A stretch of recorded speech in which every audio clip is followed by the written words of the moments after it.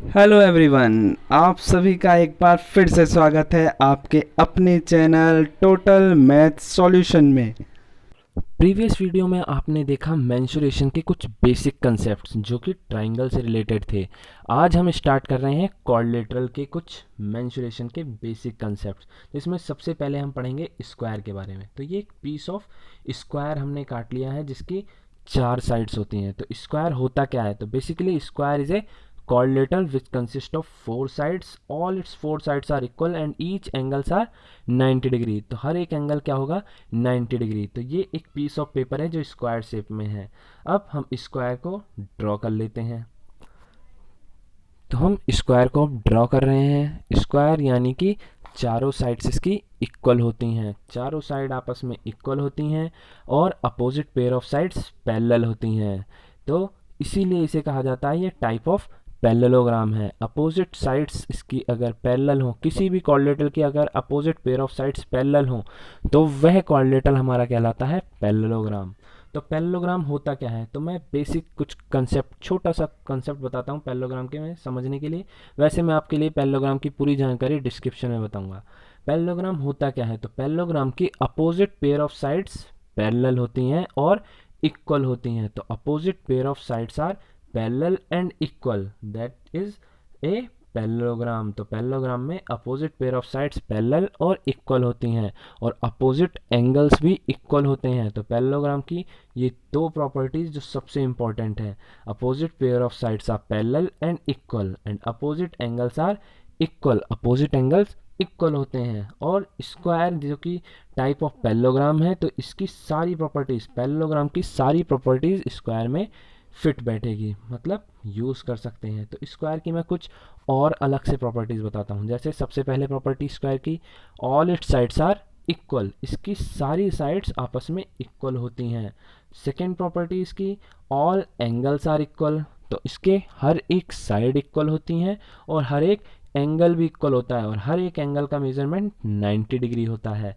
Third, ये diagonals, और diagonal से पहले हम पढ़ते हैं इसके पैरेललोग्राम की। ये क्या है? एक पैरेललोग्राम। तो ये इसकी एक प्रॉपर्टी है, ये इंपॉर्टेंट प्रॉपर्टी है। पैरेललोग्राम में 4-5 प्रॉपर्टीज हैं जो हर एक पैरेललोग्राम के लिए सेटिस्फाई करेगी।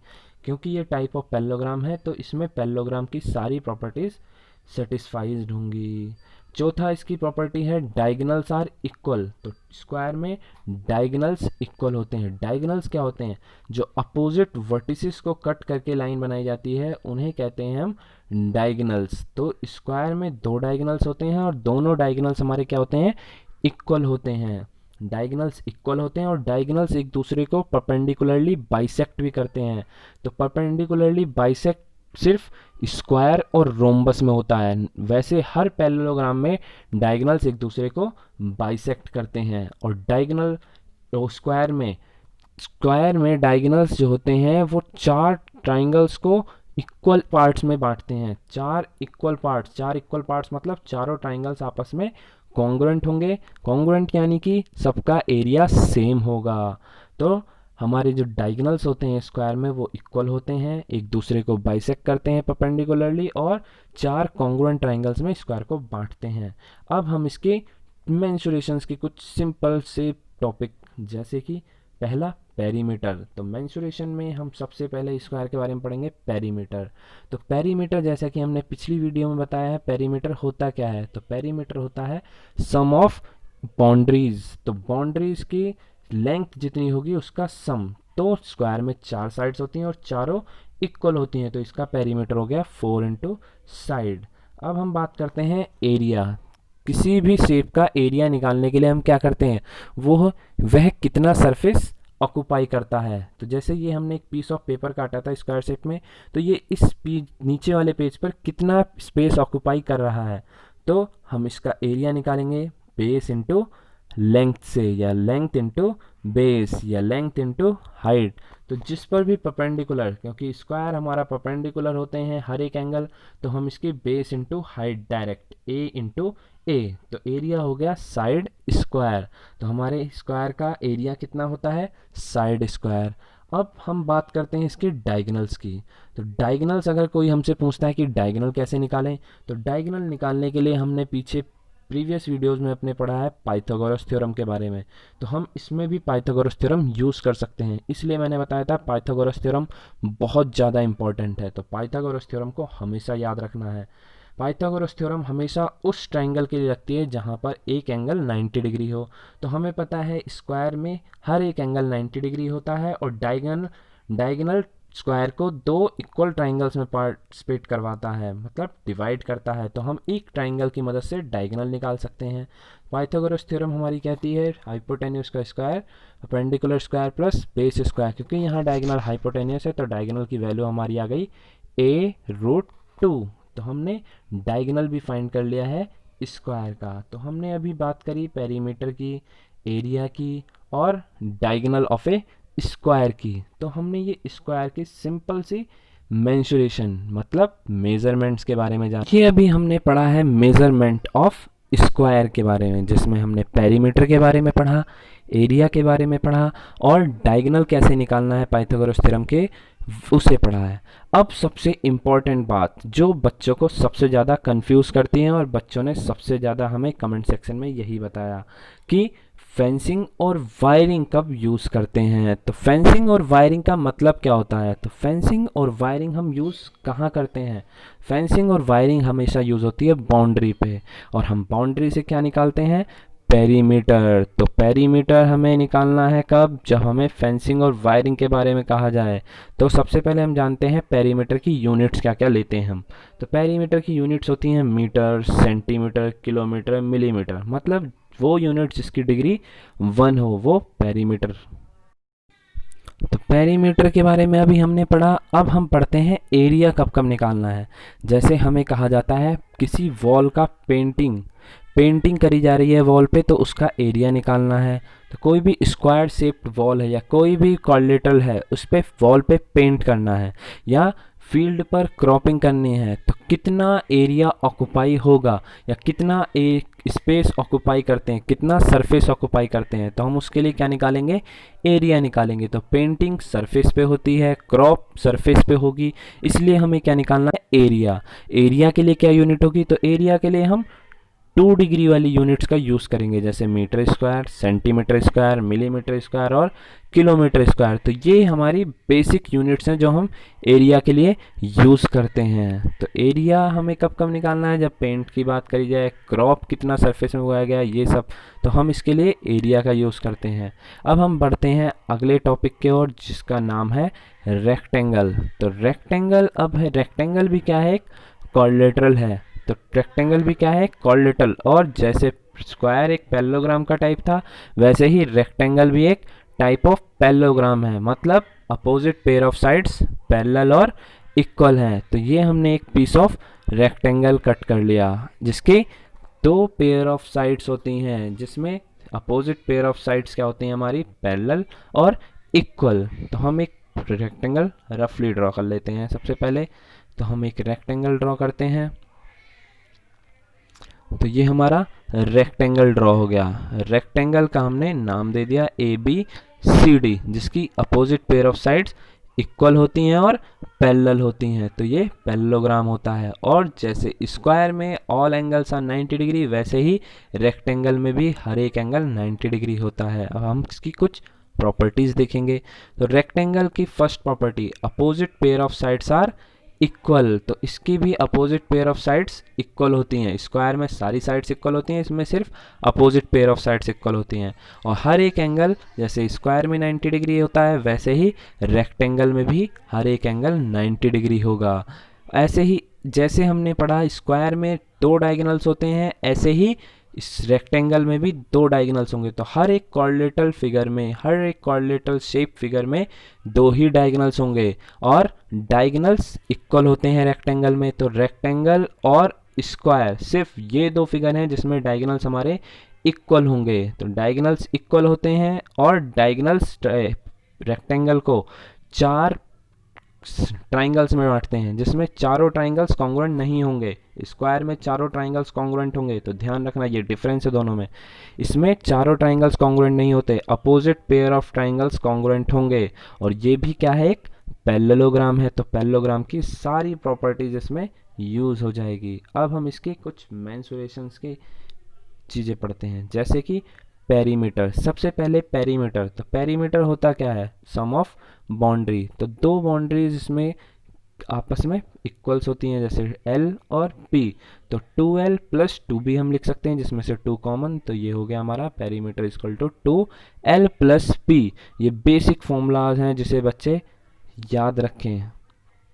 अब हम बात करते हैं एरिया ऑफ रेक्टेंगल। तो एरिया हमने पढ़ा था लेंथ इंटू ब्रेथ।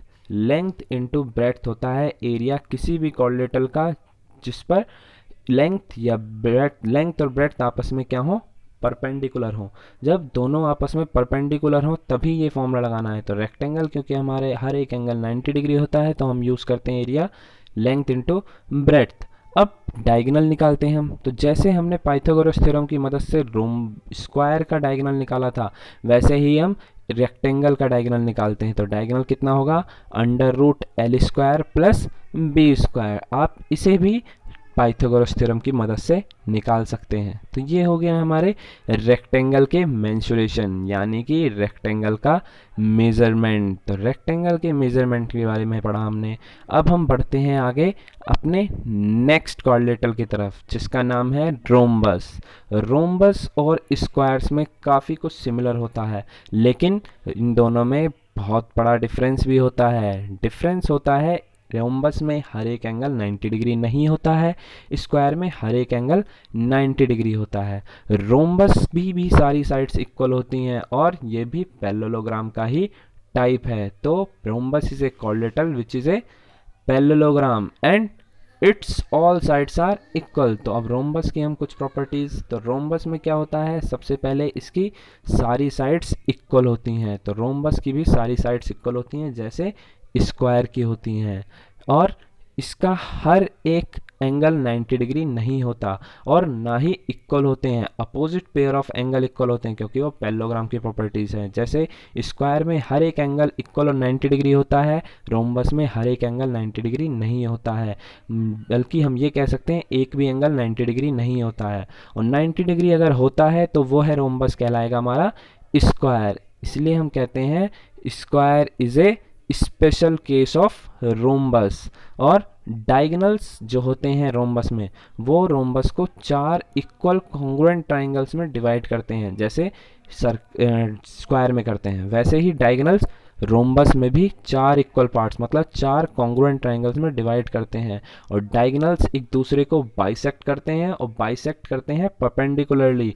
ये हमारा स्क्वायर में भी होता है। तो स्क्वायर और रोम्बस में ये एक सिमिलैरिटी है। चौथी प्रॉपर्टी हमारा स्क्वायर, जो मैंने अभी बताया कि स्क्वायर क्या होता है, एक स्पेशल केस है रोम्बस का। तो square is a special type of rhombus. तो स्क्वायर हमारा एक स्पेशल टाइप ऑफ रोम्बस है। तो ये हमारे कुछ रोम्बस की प्रॉपर्टीज़ हैं जो कुछ स्क्वायर से भी मिलती जुलती हैं। अब हम इसके मेज़रमेंट्स के बारे में पढ़ते हैं। सबसे पहले पेरीमीटर। तो रोम्बस का हम सबसे पहले पेरीमीटर निकालते हैं। तो पेरीमीटर होता क्या है, हर बार मैं बताता हूँ। पेरीमीटर क्या होता है, बाउंड्रीज की लेंथ। तो बाउंड्री की लेंथ क्या होती है हमारी, रोम्बस में चारों साइड्स इक्वल, तो हमारा पेरीमीटर हो गया 4 इंटू साइड। तो ये हो गया हमारा perimeter of a rhombus. Perimeter of rhombus और पेरीमीटर ऑफ स्क्वायर सेम होते हैं, क्योंकि दोनों की साइड्स सारी क्या होती हैं, इक्वल। सेम का मतलब ये नहीं है कि डिजिट्स भी इक्वल होंगी, क्योंकि हमारी डिजिट्स अनइक्वल हो सकती हैं। तो पेरीमीटर अलग आ सकता है, मतलब फॉर्मूला सेम होता है। पेरीमीटर रोम्बस और स्क्वायर का सेम होता है। एरिया हम बात करेंगे। एरिया किसी भी कॉर्डिलेटर का मैंने बताया था क्या होता है, बेस इंटू हाइट। लेकिन हाइट जिस बेस पर होगी वही बेस लेनी है, क्योंकि स्क्वायर और रोम्बस हमारे होते हैं हर एक साइड इक्वल होती है, तो इसमें हम बेस किसी भी बेस को ले सकते हैं। तो एरिया हमारा हो गया base into height. Base into height तब यूज़ करना है जब हमें हाइट गिवन होगी, और अगर हमें दोनों डायगोनल्स गिवन है इसके, तो हम इसका एरिया का फॉर्मूला यूज़ करेंगे हाफ d1 इंटू d2। तो रोम्बस के लिए एरियाज़ के 2 फॉर्मूले हैं। एक फॉर्मूला जब हमें बेस और हाइट गिवन हो, एक फॉर्मूला जब हमें बेस नहीं गिवन है, मतलब साइड्स नहीं गिवन है, बल्कि दोनों डायगोनल्स गिवन है। तो हम एरिया का फॉर्मूला यूज़ करेंगे हाफ d1 इंटू d2। तो ये हमारी बात हुई रोम्बस की। अब हम आगे बढ़ते हैं अपने चौथे कॉर्डिलेटरल की तरफ, जिसका नाम है ट्रेपेजियम। तो ट्रेपेजियम एक ऐसा कॉर्डिलेटरल होता है जो पैरेललोग्राम नहीं होता है। तो trapezium is not a parallelogram. तो ट्रेपेजियम होता क्या है? तो trapezium is a quadrilateral in which one pair of side is parallel and other pair of side is non parallel. तो ट्रेपेजियम में क्या होता है, एक पेयर साइड का क्या होता है, पैरेलल होता है, और एक पेयर नॉन पैरेलल होता है। तो ट्रेपेजियम की सबसे खास बात ये है कि इसकी एक पेयर ऑफ साइड पैरेलल होती है और एक नॉन पैरेलल होती है, और इसकी दो जो पैरेलल साइड्स हैं उनके बीच की दूरी हमारी हाइट, और जिस पर ये परपेंडिकुलर डला होता है उसे हम कहते हैं बेस। तो पेरीमीटर क्या होगा? Perimeter simple sum of boundary. तो इसकी सारी साइड्स का सम ऑफ ऑल साइड्स। तो सिंपल साइड्स हम ले लेते हैं जो हमने नेमिंग दी है, A B plus B C plus C D plus D A. तो ये हमारी बात हुई पेरीमीटर ऑफ ट्रेपेजियम। अब हम एरिया की बात करते हैं। तो एरिया का इसका इम्पॉर्टेंट फॉर्मूला है, याद रखिएगा। तो एरिया का फॉर्मूला होता है half into sum of its parallel sides. जो पैरेलल साइड्स हैं उनका सम, पैरेलल को डिनोट करने का ये साइन है, into height between its parallel sides. तो एरिया का फॉर्मूला क्या है? Half into sum of parallel sides into height. तो ये हमने आज पढ़ा कॉर्डिलेटरल्स के कुछ मेंसुरेशन यानी कि मेजरमेंट। आज के लिए बस इतना ही। अगर आपको वीडियो अच्छी लगी हो तो एक लाइक ज़रूर करिएगा, और अगर आपका कोई भी कंसेप्ट क्लियर नहीं हुआ है तो प्लीज़ कमेंट सेक्शन में ज़रूर बताइएगा, हम आपके कंसेप्ट ज़रूर क्लियर करवाएंगे।